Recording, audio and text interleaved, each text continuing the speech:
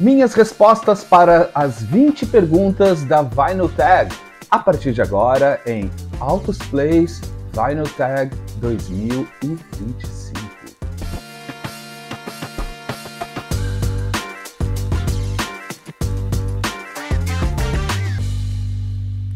Para quem está caindo de paraquedas nessa enxurrada de vídeos dentro da comunidade de criadores de conteúdos no YouTube, voltado ao universo do vinil com a famosa Vinyl Tag 2025, vale uma rápida explicação explicando o que é exatamente essa Vinyl Tag que está todo mundo fazendo e já digo, é muito legal de fazer, espero que você faça também. Mas vamos lá, a Vinyl Tag é uma ação que acontece todo o começo do ano, onde um dos criadores de conteúdos, colecionador, ou enfim, que tem um canal voltado ao universo dos LPs no mundo inteiro, lançam uma pergunta e todos os canais seguem essas 20 perguntas respondendo com os LPs. O que é legal nisso? É uma maneira diferente, divertida e super diversa da gente explorar a nossa própria discoteca, trazendo então os discos como resposta para cada uma dessas perguntas. E também fica o conselho aí, também é uma maneira super legal de tu começar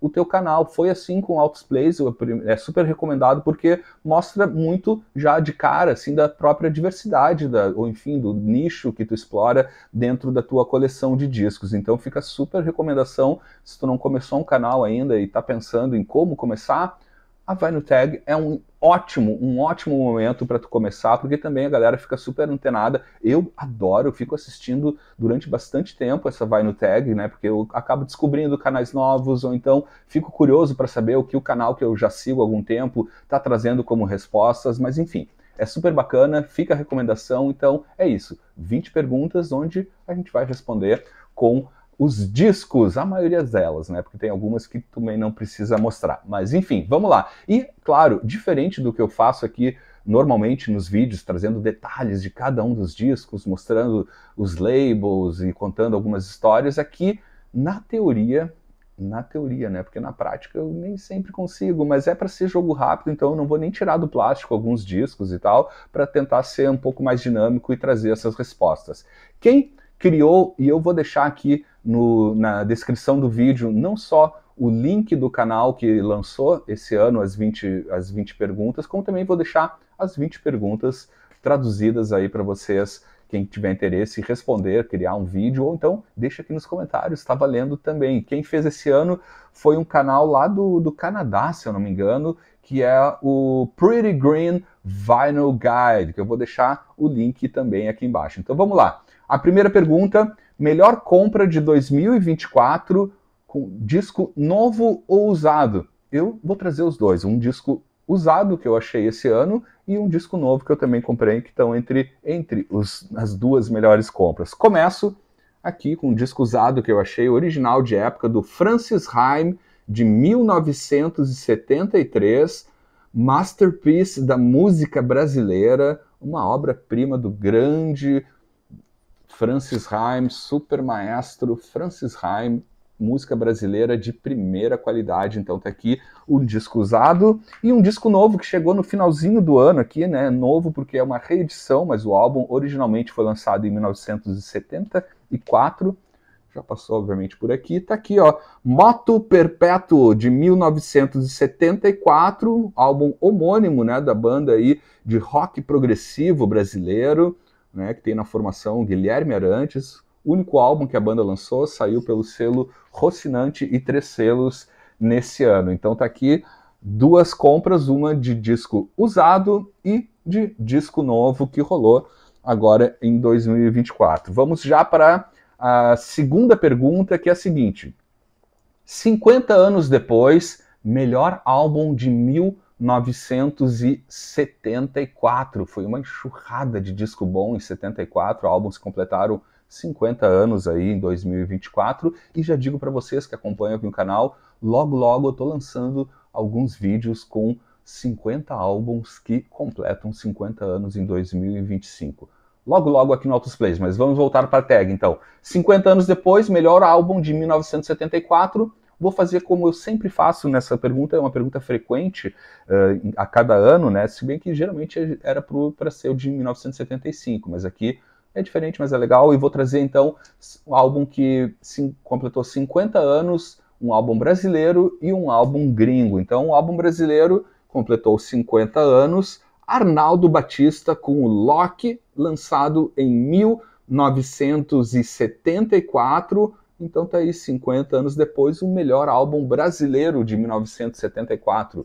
Um dos, né? Teve vários, felizmente. E agora, de um álbum gringo, aqui, Gene Clark com o álbum No Other, de 1974. Também um álbum, então, que completou 50 anos ano passado. Então tá aqui as primeiras duas perguntas e as duas primeiras respostas na Vinyl Tag 2025 aqui no Altos Plays.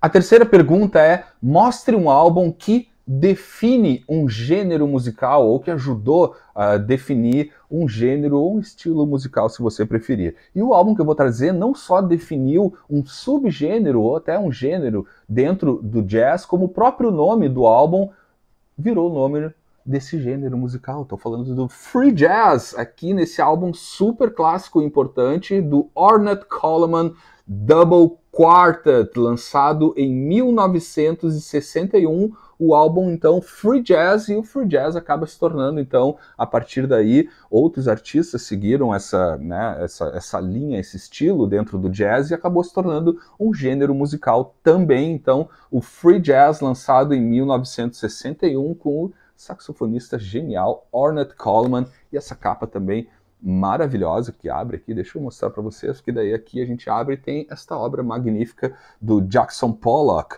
Aqui dentro tem um texto explicando, né? Vale rapidinho aqui, vou tentar contar para vocês. O free jazz é uma loucura, assim, é muito improviso, não fica baseado numa sessão harmônica ou rítmica. Na verdade, vai tudo se misturando ao mesmo tempo, e em alguns momentos eles se ligam. E o interessante é que exatamente nesse álbum, e provavelmente por isso, né, ele se tornou um marco e um dos grandes álbuns dentro do jazz, pela sua importância e pela maneira que ele foi pensado, né? Porque para vocês entenderem, até pelo nome, né, do álbum ali, né, que traz aqui então o Ornette Coleman Double Quartet, porque é exatamente isso, são dois quartetos aqui, um em cada canal. Ele foi gravado em estéreo, então aqui até, deixa eu ler para vocês aqui rapidamente, eu sabia que não ia me aguentar, ia ter que trazer alguns detalhes aqui dentro da Vinyl Tag, porque é muito legal e esse disco eu não tinha trazido aqui para vocês. No canal esquerdo, então, a gente vai ter o Ornette Coleman no sax alto, o Don Cherry no trompete, o Scott LaVaro no baixo e o Billy Higgins na bateria. Daí já no canal direito, isso tudo sendo tocado ao mesmo tempo e gravado ao mesmo tempo dentro da mesma sala, mas com dois quartetos. Muito louco isso aqui, né? Tem que ter uma certa paciência no primeiro momento, mas depois que tu vai entendendo o que eles estão querendo fazer, é muito legal. Eu adoro, acho super interessante e recomendo fortemente. Daí no canal direito, a gente vai ter o Eric Dolphy no clarinete baixo, vai ter o Fred Hubbard no trompete, o Charlie Hayden no baixo e o Ed Blackwell na bateria. Então é exatamente isso, num canal tem uma formação de quarteto e uma outra formação de quarteto no outro canal, e tudo rolando ao mesmo tempo agora. É sensacional e frita o seu cérebro ou o que resta ainda de neurônio. Cuidado, tá aqui Free Jazz. Pergunta de número 4. É claro, eu estou olhando aqui porque eu anotei, né? Senão não ia conseguir me lembrar das perguntas e nem das respostas. Aliás, a quarta pergunta é uma cilada, porque felizmente aqui no Brasil a gente poderia ter e tem várias respostas, mas a primeira que me veio à cabeça e acho que faz todo sentido, a pergunta é a seguinte: melhor banda do seu país? Banda de rock eu escolhi, né, pelo menos. Tá aqui. Os Mutantes, com o álbum de 1969, obra-prima, masterpiece brasileira aqui do rock. Tá aqui, né, os queridos Rita Lee, Arnaldo Batista e Sérgio Dias. Então tá aqui, para mim, a melhor banda do Brasil, Os Mutantes. Poderia trazer qualquer álbum deles, né, porque é sim a melhor banda, ponto. Um artista que você tem muita saudade. Eu sinto muita falta de estar ainda no mesmo planeta. David Bowie, aqui eu trago o álbum Station to Station, de 1976.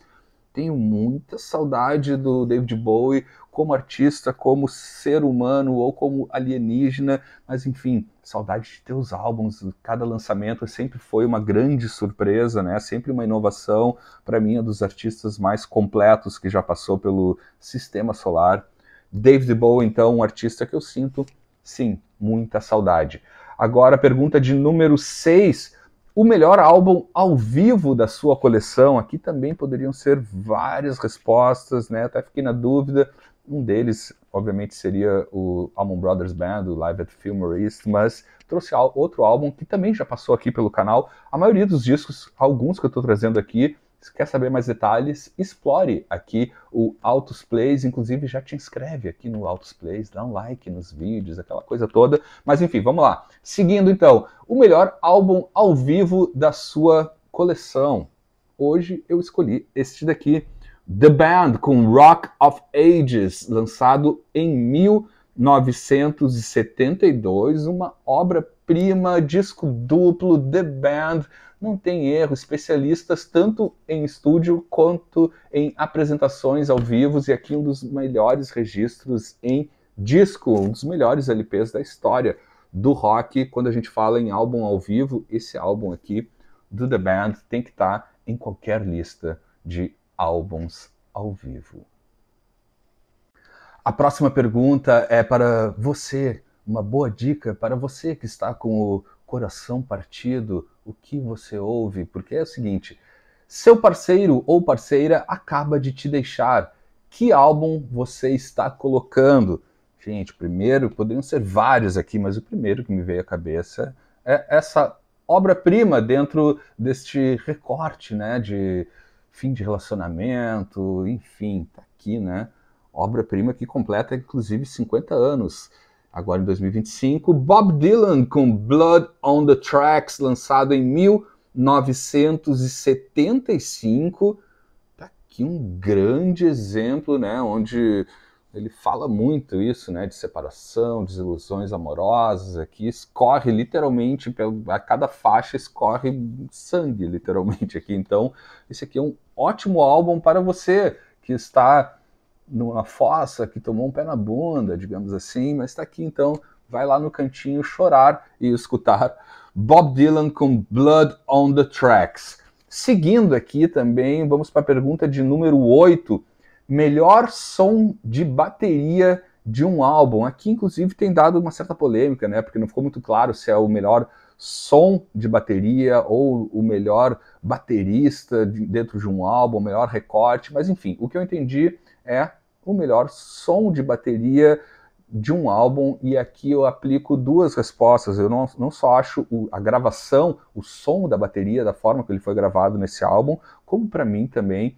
é, sim ou sim, especificamente numa das canções, a melhor levada de bateria da história da música universal, e está neste álbum aqui do Paul Simon, com o álbum Still Crazy After All These Years, lançado em 1975, e o monstrinho na bateria é ninguém menos do que o Steve Gadd, e a faixa em questão, assim, aqui tem outras também, mas essa aqui para mim é realmente uma das melhores e mais belas levadas de bateria da história da música, e não só eu que falo, eu não sou baterista, mas já ouvi muito baterista de diferentes gêneros musicais usar essa faixa como exemplo. Eu estou falando da música 50 Ways to Leave Your Lover. Escuta, olha a levada de bateria do Steve Gadd nessa música, nesse álbum. O Steve Gadd, na verdade, em qualquer álbum, sempre será um grande baterista, mas aqui a gente tem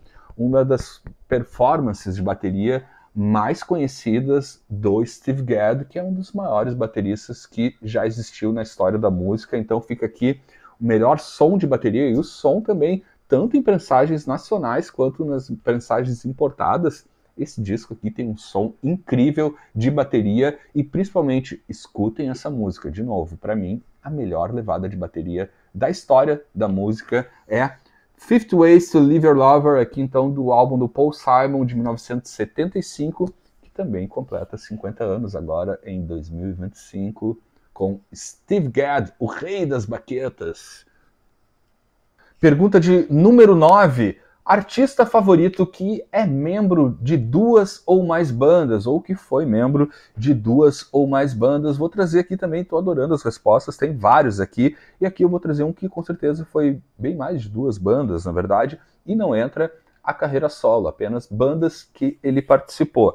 Estou falando do Stephen Stills aqui, na primeira banda dele, né, o Buffalo Springfield, o álbum de 1966, de mesmo nome, aqui com uma capa diferente. Isso aqui é uma prensagem britânica de 1973. Tá aqui, mas é o primeirão. The Beginnings também é conhecido, né? Então tá ali ó, no meio. Stephen Stills com o álbum do Buffalo Springfield. Aí, em 1969, ele se junta com mais dois belezões ali, então, no famoso Crosby, Stills e Nash, de 1969. Na sequência, em 1970, entra mais um para a turma e vira uma outra banda também. Então tá aqui mais uma banda que temos aqui o Crosby, Stills, Nash e Young com o famoso Déjà Vu de 1970. E na sequência ele também teve uma outra banda, que eu vou trazer o segundo. O primeiro eu já mostrei aqui, acho que esse disco eu não tinha mostrado. Tá ali o Stephen Stills com uma outra turminha, com a banda Manassas, aqui no álbum Down the Road, de 1973. Tá ele ali, ó, sentadinho, belezão, com a sua turma, tomando um chá, com certeza. Então tá aí, um artista favorito que é membro de duas ou mais bandas. Então, Buffalo Springfield, Crosby, Stills e Nash, Crosby, Stills, Nash e Young, e Manassas com Stephen Stills. Chegamos na pergunta de número 10, e é o seguinte, vai ser a única que eu não vou responder, não vou trazer um disco para mostrar, porque é o seguinte, é uma pergunta que eu cansei, gente. Chega de perguntar isso, não faz o menor sentido comparar ou tentar, enfim, uma resposta dentro disso, pelo menos eu não consigo e também não aguento mais essa pergunta. A pergunta de número 10, Beatles ou Stones? Gente, para mim, são duas entidades musicais que não pode estar em nenhum questionário querendo dizer qual que é melhor, qual que é pior, qual você prefere. Ok, entendo. Muita gente vai preferir os Beatles, muita gente vai preferir os Rolling Stones, muita gente, inclusive, será? Tem gente que não gosta de Beatles e Stones? Pode ser, é provável, né? Existe esse tipo de ser humano também, mas enfim, o ser humano, Lúcio, não responde essa pergunta, são duas entidades musicais, cada um com a sua importância, e para mim não tem como escolher entre Beatles e Stones, então não vou responder e vou passar direto para a pergunta de número 11, que é muito boa e tem gerado ótimas respostas. Pretendo também trazer uma boa resposta e já digo, poderiam ser várias respostas. A pergunta é a seguinte: você encontrou um saco de maconha. O que você quer ouvir neste momento? Eu já digo, gente, poderiam ser todos os discos aqui da discoteca, depende do mood que eu esteja naquele momento e tal, mas para seguir algo mais clássico, mas trazendo algo, enfim, não tão comum assim, né? Muita gente está trazendo reggae, né? Eu vou trazer o reggae também, mas não vai ser Bob Marley, Peter Tosh ou outros grandes gênios. Vou trazer um outro gênio e sim, é reggae, é ska, é rocksteady e é sensacional. Eu trago esse álbum aqui do Jack Mitchell and the Soul Brothers com Last Train to Skaville, lançado em 2003, né, o Soul Jazz Records, e traz aí gravações entre 1965 e 1967, deste grande tecladista responsável aí pelos Hammond, né, principalmente o órgão Hammond, dentro da turma, principalmente do Studio One também, da Trojan Records também.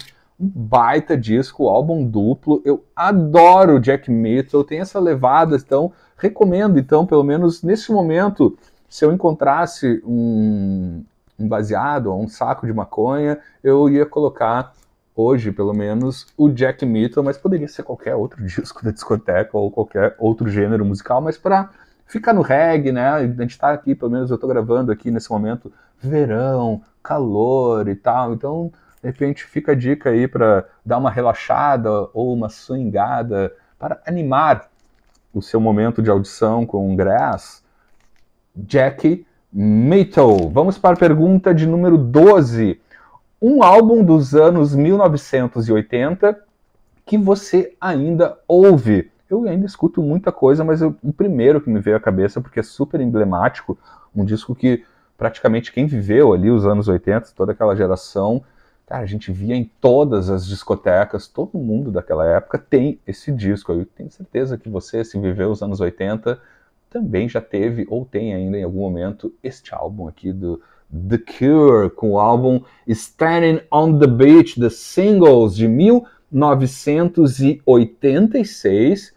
Para mim é um grande álbum, assim, eu posso ter só, eu não tenho até outros álbuns do The Cure, mas eu adoro ainda escutar esse álbum, porque saiu em 1986, é uma coletânea de singles, ok, a gente está falando de anos 80, tem 3 ou 4, se eu não me engano, que ainda são do final dos anos 70, dos primeiros trabalhos do The Cure, mas está aqui, né, uma coletânea, mas que saiu como álbum oficial na discografia deles em 1986, onde eles trouxeram então um compilado com todos os singles deles até 1986, e como eu falei, gente, é um álbum que marcou muito os anos 80, enfim, tu já deve ter visto na discoteca de alguém, certamente essa pessoa viveu os anos 80 assim como eu, todo mundo teve ou tem ainda então esse disco, e é um disco que realmente eu gosto, eu prefiro inclusive às vezes colocar esse disco do que, claro, se eu quero escutar um álbum na íntegra, né, como o cara quis contar a história e tal, mas no caso do The Cure, super satisfeito, se eu quiser fazer uma audição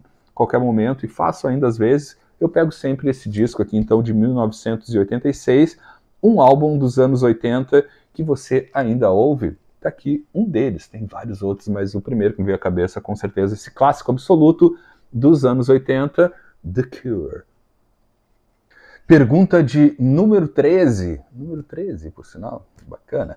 Um artista cuja postura política te azedou, te incomodou, ou você não concorda, ou enfim, azedou as tuas audições. No meu caso, não chegou a azedar, eu continuo escutando, e na verdade é um artista que eu tive mais contato com a sua obra há pouco tempo, né, nos últimos anos e tal, e quando eu descobri que a postura ridícula e política dele me deu uma decepcionada, assim, mas de maneira alguma eu parei de escutar, porque realmente é algo que eu ainda escuto bastante, sou muito fã, mas que realmente me chocou, mais do que decepcionou, me chocou quando esse artista eu descobri que, enfim, tinha uma posição política completamente equivocada, na minha opinião. Tô falando do Elomar, aqui nesse álbum, Elomar aqui em cima, tá? Aqui embaixo é o Arthur Moreira Lima, no álbum Parcelada Malunga, de 1980. Então tá aqui, o Elomar me decepcionou bastante, porque realmente, pela obra dele, a genialidade, a poesia, né, o grande leque riquíssimo de referências que ele traz, a beleza e tal, tu fala tudo isso não condiz com o pensamento dele de extrema direita, e um cara super poeta, um super artista que realmente, quando eu descobri, enfim, eu já estava escutando a obra dele, nem sabia, daí alguém me falou, mas sabe que ele não sei o que, eu, gente, que decepção, Elomar, você me decepcionou nisso, mas não vou deixar de escutar, porque são obras, recomendo para todo mundo, por sinal, qualquer álbum do Elomar é uma verdadeira obra-prima, o que deixa realmente mais espantado quando a gente descobre o posicionamento dele extremamente radical e equivocado, na minha opinião. Então, um artista cuja postura política te azedou, Elomar. Surreal quando eu descobri isso. Não pode ser, mas realmente é verdade, infelizmente. Seguindo, mostrar o seu record label favorito ou sua gravadora favorita. Aqui também ficou, em alguns casos, assim, uma certa dúvida se era realmente a gravadora como um todo ou só o selo. Resolvi trazer um que, para mim, são as duas coisas. Eu acho a arte do label, a arte do selo, bonita, e praticamente todos os álbuns e os artistas desse label sensacionais. Então, neste momento, para esta pergunta, minha resposta para o seu record label favorito, Motown. E aqui eu trago um dos álbuns da Motown, do Marvin Gaye e a Tammy Terrell, com o álbum United, de 1967. Obra-prima também, Motown, né? Detroit, só lançou coisa boa. E também o label eu acho super bonito, mostrar aqui para vocês.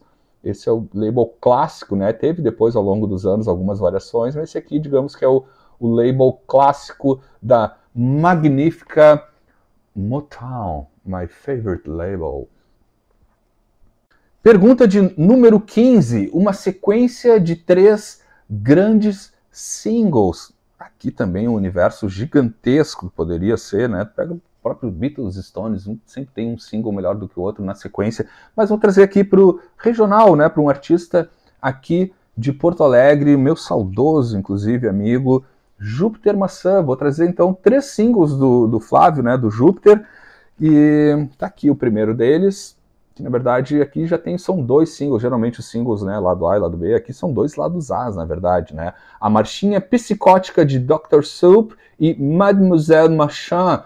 O álbum, esse single saiu em 2005, é o single, né, de Uma Tarde na Fruteira, um dos singles, né, que saiu pela Monstro Discos. Então tá aqui Marchinha Psicótica de Dr. Soup no lado A, e no lado B Mademoiselle Machin, com o querido Flávio Basso, Júpiter Maçã, Júpiter Apple, como você preferir. E aqui um outro single desse mesmo álbum, com Beetle George no lado A, e aí sim um lado B inédito, Scott and Coffee at Regent Street, de 2006, né, Beetle George do mesmo álbum, Uma Tarde na Fruteira, que eu tenho a honra, inclusive, de tocar nesse single, a cítara, inclusive esta cítara que está aqui atrás, é a cítara que aparece nessa gravação, que eu tive a honra e o prazer de gravar com meu querido e saudoso amigo Flávio Basso, ou Júpiter Maçã. E seguindo para dar um terceiro single, daí já um pouco mais para frente, pouco não, bastante, em 2009, ele também lançou este single aqui com o lado A com Modern Kid e o lado B com Calling All Bands. Então aqui uma sequência de 3 grandes singles de um mesmo artista. Então tá aí o Júpiter Maçã com a Marchinha Psicótica de Dr. Soup, Beetle George e aqui o Modern Kid e o Calling All Bands. Então trouxe aí uma sequência de 3 grandes singles. A próxima pergunta, vamos ver aqui, pergunta de número 16. Uma compra de Record Store Day que você realmente ouve com frequência. Na verdade, aqui contém ironia, né? Principalmente no exterior. Aqui no Brasil não temos, infelizmente, ainda os lançamentos de Record Store Day. Eu não tenho muita coisa, mas tenho alguns, e eu ouço sempre, mas o que a gente escuta falar, assim, né, dentro desse universo dos colecionadores, ou enfim, apaixonados por vinil, que muita gente no exterior acaba comprando mais pela beleza, né? Porque são edições diferentes, e acaba não escutando, fica de repente às vezes como um ornamento, mas no meu caso, pelo menos os que eu tenho não são muitos, infelizmente hoje em dia são discos muito caros, mas em algumas épocas eu consegui pegar em algumas promoções, e um deles que eu trago para vocês, do Record Store Day, esta maravilha aqui, Ronnie Lane and the Slim Chance at BBC, com gravações de 1973 a 1976, saiu num Record Store Day de 2019. Tá aqui, ó, tá aqui até o adesivo, ó, que tem aí dos lançamentos, né, que são edições especiais que saem durante essa ação, que é super bacana, discos diferentes, coloridos, bonitos. Esse álbum já passou por aqui, mas deve voltar em algum momento para trazer também. Eu tenho um especial que eu fiz só com discos Live at BBC. Se você quer saber a cor desse disco, vai lá e dá uma sacada no episódio de Autos Plays Live at BBC, mas tá aqui um álbum do Record Store Day que eu escuto com muita frequência, porque eu amo demais o Ronnie Lane, e esse disco é sensacional. Então tá aqui Ronnie Lane and the Slim Chance, Record Store Day 2019. Pergunta de número 17 é o seguinte: você pode reencarnar como qualquer artista, vivo ou morto? Qual vai ser? Aqui também teriam ótimas opções, assim, mas eu fiz um estudo dentro das possibilidades e alguns eu fui eliminando, assim, a maioria, enfim, morreu muito cedo, inclusive, eu até gostaria de ver um pouco mais que eles. A maioria morreu com 27, então resolvi fazer o seguinte: pegar um artista que está vivo ainda e que tem, e teve, e tem ainda uma vida maravilhosa e passou por grandes bandas que eu adoro. É um dos meus artistas prediletos e realmente, mas nem sempre o teu artista predileto tu quer a mesma vida que o cara, né? Ou que a mina, enfim. Mas esse aqui com certeza eu gostaria, porque antes de mostrar e revelar qual, ele, além de ter tocado com todo mundo, amigo de todo mundo que eu gosto, tocou em grandes bandas que eu sou apaixonado e toca até hoje também com uma outra grande banda, teve uma vida que eu gostaria de ter vivido ou de poder viver numa próxima reencarnação, porque tenho certeza que foi uma vida bem divertida. Estou falando do meu amado e querido e magnífico Ronnie fucking Wood.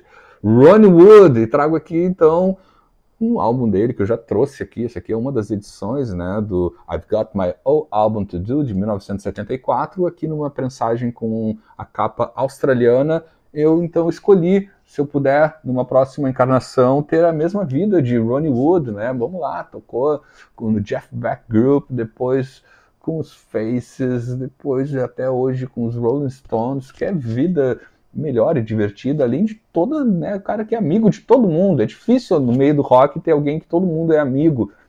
É o Ronnie Wood. E eu, então, gostaria de ser o Ronnie Wood. Pergunta de número 18. Melhores 3 frases de uma canção. Aqui também, obviamente, poderiam ser várias, mas realmente a resposta veio em cima da primeira. Quando eu li a pergunta, eu disse, que frases, ou então que verso que me vem à cabeça. E me veio um verso desta banda e deste álbum aqui.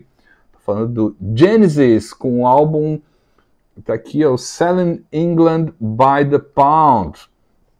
E a música em questão é a que abre o álbum, Dancing with the Moonlight Night, né? Tem aqui as letras. Eu vou ler então as 3 frases que são as primeiras que vieram na minha cabeça, assim, então eu escolhi para ser essa, então, 3 melhores frases de uma canção, que poderiam ser várias, mas deixa eu ler aqui para vocês. Young man says you are what you eat well. Old man says you are what you wear well. You know what you are, you don't give a damn. Então tá aqui 3 boas frases de uma canção. Seguindo o baile, aqui chegamos à penúltima, não menos importante, mas a pergunta de número 19.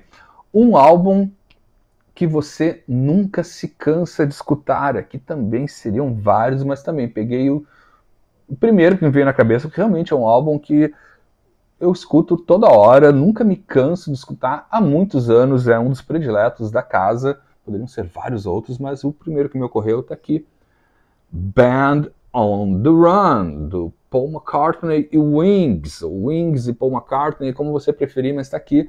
O Band on the Run é um álbum que eu não me canso de escutar, tá sempre rodando por aqui, qualquer momento que eu escuto, é aquele álbum que eu ponho, escuto assim como todos, do início ao fim, e esse aqui é perfeito para isso, uma das edições, tem umas 3 ou 4 edições, prensagens dele, tá aqui então. Band on the Run é um dos álbuns que eu nunca me canso de escutar. A última e derradeira pergunta da Vinyl Tag 2025 é: compartilhe seu canal favorito aqui no YouTube. Eu tenho vários favoritos dentro desse o meu recorte aqui é dos voltados aos conteúdos voltados aos discos de vinil.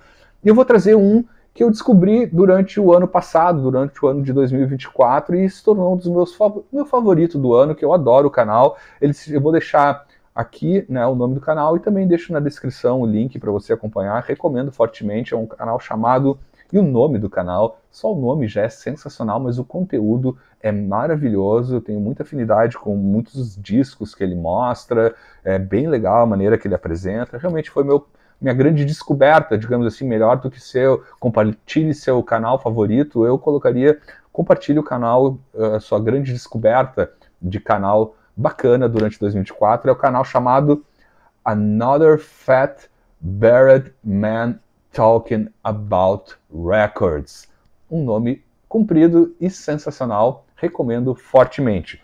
Então foi isso, gente, essa foi a Vinyl Tag 2025. Se tu aguentou e chegou até aqui, te inscreve aqui no Altos Plays, deixa um like, deixa um comentário, todos os lances você sabe já que é super importante pra gente que cria conteúdo com muito amor, carinho e sequelas aqui no YouTube. Então é isso, um ótimo 2025 para todos vocês. Não deixem também de você que tem um canal ou ainda não tenha, começa pela Vai no Tech, que é super interessante. Eu vou adorar assistir, eu tenho assistido de todos os que passam pela minha timeline. Então fica a dica aí para você que quer começar um canal, pode começar. Eu comecei o Autos Plays respondendo 20 perguntas de uma Vai no Tag. Faça isso também. Deixe aí nos comentários as tuas respostas, links do vídeo que você vai fazer e tal. Mas foi isso. Então, um ótimo 25 para todos vocês. A gente se encontra a qualquer momento novamente aqui no Autos Plays. Até mais!